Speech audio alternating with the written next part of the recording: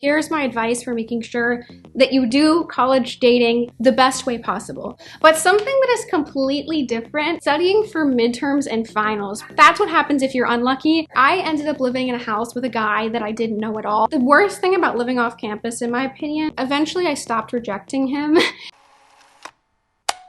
This is the semester when I met my current boyfriend. We've been together for 5 years at this point. I think I'll start the next video by touching more on dating and how we met. I didn't have my first date until my freshman year of college. What happened was I was in a lab group with 3 other people, and then one by one, every single one of my lab group members just dropped the class. So I ended up having to join a new lab group because there was no way I could do it on my own. One of the lab group members was my future boyfriend, who obviously didn't know that at the time. Towards the end of the class, he tried to organize kind of like a group study session sort of thing, and I didn't want to go. Over the next several weeks, he made several more attempts. He never called it a date. He never asked me out in language that made it seem like it was a date. I found out that we were planning to transfer to the same four-year university, so I just thought he wanted friends. Eventually, I stopped rejecting him.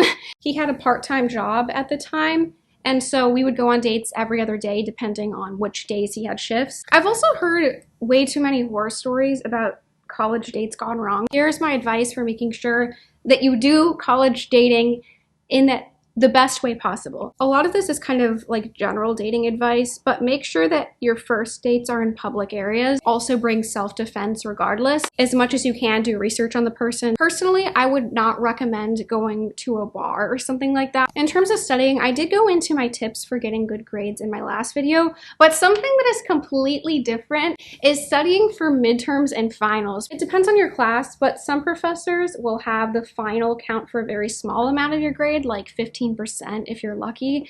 Some will have it be 40. They'll have 2 or 3 on the same day, which that's what happens if you're unlucky. Hopefully that doesn't happen to you. The big thing about finals is not procrastinating. This advice is even more applicable when it comes to finals and midterms, because instead of having one stressful exam at a time, they're all lined up. When you cram for one exam, it's 10 times worse when you're cramming for finals because there's so much more information. I personally think that the best thing is to start preparing for finals 2 weeks in advance if you can. Ideally, your professor will give you a syllabus for the final.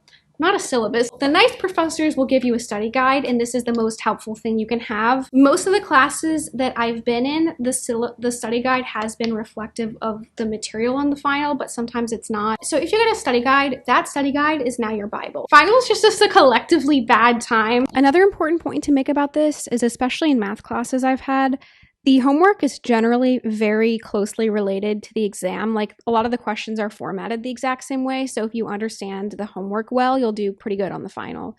Well, the final and the exams. If you can, I'd also highly recommend finding past exams from that professor, because oftentimes people are creatures of habit. If you look at a lot of past exams from professors who have been teaching for a while, they'll repeat the same format of questions. If you have assignments that are like homework, or you have some sort of presentation, these are going to be the easiest points you get, especially if you're in STEM. So make sure that you get really good grades on those in case you happen to bomb a final, or hopefully not a final, but bomb an exam. If you get any opportunity to do extra credit, always do the extra credit. You never know if you're going to have a bad day. And the thing about college is just having one bad day where you haven't studied well, you're not feeling good, or you're just really tired, an exam can destroy your grade. So like I said, my boyfriend and I ended up going to the same college after the community college. I ended up deciding not to finish my associate's degree before I transferred to my next four-year college. The way that I chose which school to transfer to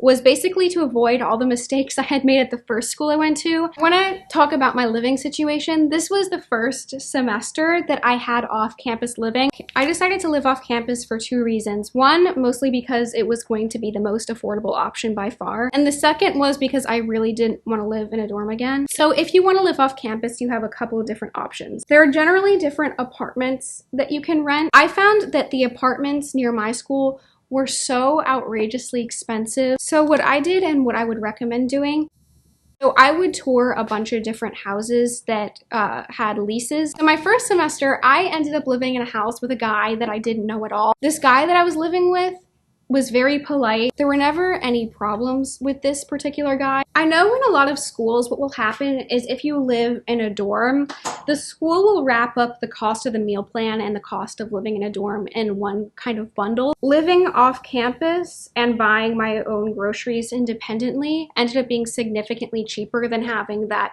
meal plan dorm room wrap-up package deal thing. My boyfriend would actually drive me to the grocery store and we'd get groceries together. The worst thing about living off campus, in my opinion, was one, it was a further walk to class, which honestly wasn't that bad.